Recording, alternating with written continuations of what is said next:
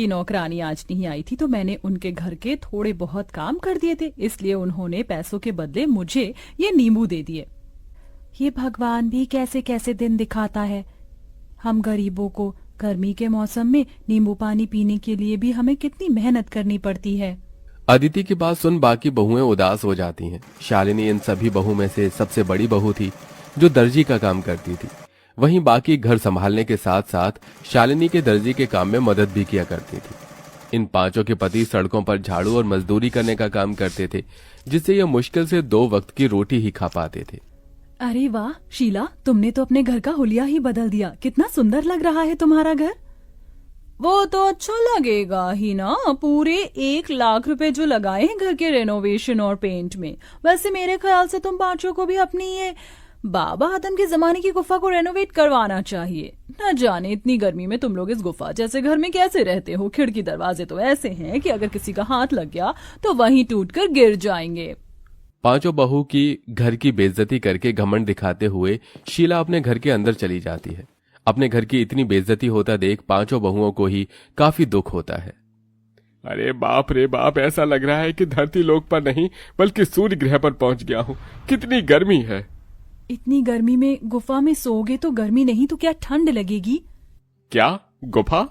और नहीं तो क्या, ये गुफा क्या आप लोगों को घर दिखाई देती है। शादी को इतना समय हो गया है लेकिन हम एक ढंग के किराए के मकान में भी नहीं रह सके। कभी कभी तो लगता है इस गुफा जैसे घर को छोड़कर जंगलों में चले जाऊं और वहीं रहूं। याशिका की बातें सुन सभी लोगों को इस बात का एहसास तो होता है, लेकिन अपनी गरीबी और लाचारी देखते हुए वो कुछ नहीं कहते और ऐसी ही गरीबी में उनके दिन बीतने लगते हैं। अमृता, अगर तुम न होती तो इतनी गर्मी में हमें ये ठंडा पानी पीना भी नसीब नहीं होता।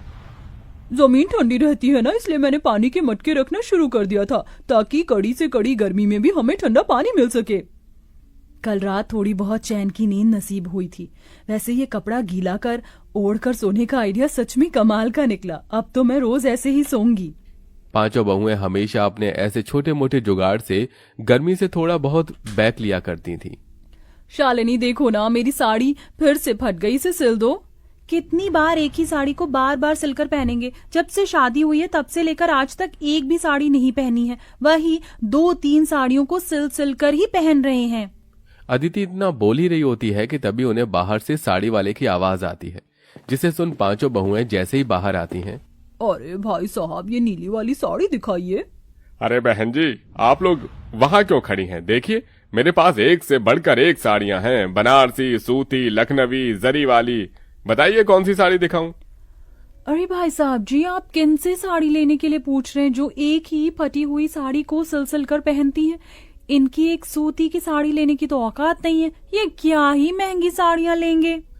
अपनी पड़ोसन मोना और अलीशा को अपनी इतनी बेइज्जती करता देख पांचों बहू की आंखों में आंसू आ जाते हैं और वो सीधा घर के अंदर चली जाती हैं। पांचों बहुएं इस गर्मी और गरीबी से परेशान हो चुकी थीं। पांचों बहुएं आंगन में बैठ एक दिन झाड़ू बर्तन कपड़े कर रही होती हैं कि तभी अचानक जोरों से हवाएं चलनी शुरू हो जाती हैं। लगता है बहुत जोरों से तूफान आने वाला है। चलो जल्दी घर के अंदर चलते हैं। पांचों बहुएं जैसे ही घर के अंदर जाने लगती हैं कि तभी तेज आंधी की वजह से उनके घर की छत उड़ जाती है और साथ ही साथ उनके घर की दीवारें भी टूटकर बिखर जाती हैं। हे भगवान, ये तूफान गांव में नहीं बल्कि हमारी जिंदगी में आया। अब हम लोग कहाँ रहेंगे? अपने घर के टूट जाने की वजह से पांचों बहुएं बहुत रोती हैं। शाम होते ही इन सब के पति घर आते हैं और ये सब नजारा देख उन्हें भी काफी दुख होता है, जिसके बाद अब वो सभी सिर छुपाने के लिए जंगल की तरफ बढ़ते हैं और एक बड़े से पेड़ के नीचे बैठकर अपनी रात वहीं गुजार लेते हैं।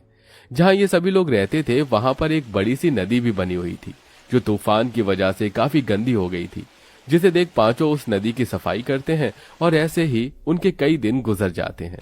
कभी कभी तो मन करता है इसी नदी के अंदर कूदकर जान दे दूं, कम से कम इन चीजों से छुटकारा तो मिलेगा। अमृता, ये तुम कैसी बातें कर रही हो? जिंदगी का तो नाम ही संघर्ष है। हम लोग ऐसे हार नहीं मान सकते। शालिनी की बात सुन नदी किनारे बैठी सभी बहुओं की आंखों में आंसू आते हैं। तभी उनके आंसू नदी के अंदर जा गिरते हैं। उनके आंसू जैसे ही नदी के अंदर जाते हैं तो नदी के अंदर एक सुनहरी रोशनी चमकती है और देखते ही देखते उनके सामने नदी की रानी बाहर आती है। कौन हो तुम? मेरा नाम नंदिनी है और मैं इस नदी की रानी हूँ।